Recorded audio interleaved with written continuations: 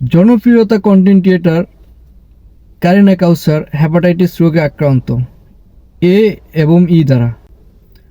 মানে হ্যাপাটাইটিস রোগ হয় বেশিরভাগই আপনার ময়লা পানির থেকে, জীবাণুর সাথে, আপনার খাবারের দোকান থেকে, যখন আপনার নোংরা পরিবেশের খাবার খাবেন, এখান থেকে আপনার বেশিরভাগ এই হ্যাপাটাইটিস রোগে আক্রান্ত হয়। আর বিশেষ করে খাবারের দোকানে যারা কাম করে তারা যদি আগ থেকে আক্রান্ত থাকে, কারণ আমাদের দেশে এই যে খাবারের দোকানগুলোর কোনো যারা সব করে আর কি, যারা আপনার স্টাফ, তাদের কখনো পরীক্ষা নিরীক্ষা করা হয় না যে তারা কি আসলে রোগে আক্রান্ত কি না, হ্যাপাটাইটিস আছে কি না তারা দেখা হয় না।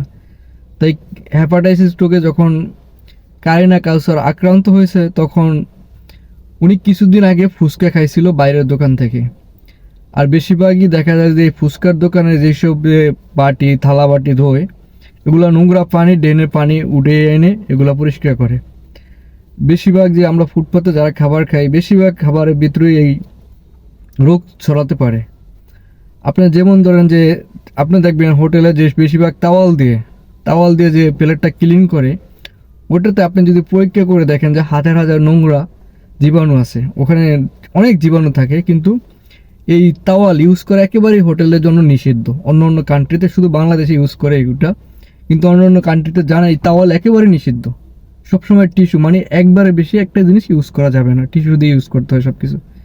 কিন্তু আমরা বাইরে যারা খাবার খাই তাদের তো নোংরা পরিবেশ আছে, কিন্তু ঢাকার শহরে যারা ভিতরেও আমরা যে ভালো রেস্টুরেন্টে খাবার খাই, ওগুলো বেশিরভাগ নোংরা পরিবেশ বর্তমানে।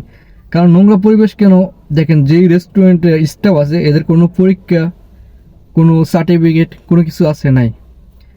আপনার এই হ্যাপাটাইটিস রোগ যদি ওই স্টাফ থেকে ছড়াইতে পারে, আপনার ওই স্টাফের যদি হ্যাপাটাইটিস রোগ হয়ে থাকে, ওই যদি খাবারগুলো যদি মানুষকে সার্ভ করে, তাহলে আপনার ওখান থেকে রোগ ছড়াইতে পারে। দেখেন, তাই আমাদের উচিত যে বাইরের কান্ট্রি থেকে অনেক কিছু শিকার আছে ভাই। আমরা তো 9 বছর বাইরে ছিলাম, আমরা দেখছি, রেস্টুরেন্টে কাজ করছি।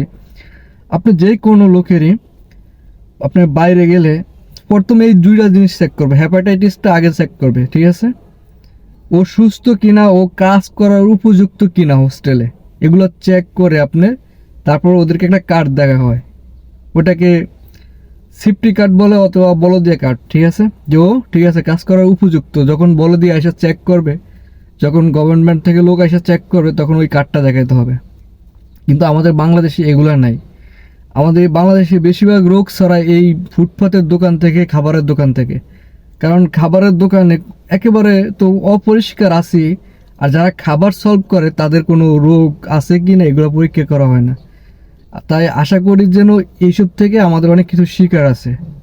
তাহলে যদি আপনার খাবারের দোকানগুলো যারা খাবার সলভ করে, যারা খাবার বানায়, যারা খাবার করে, সব কিছু মিলে সবারই, যারা খাবারের দোকানে কাজ করে তাদেরকে কাট করে দেওয়া উচিত।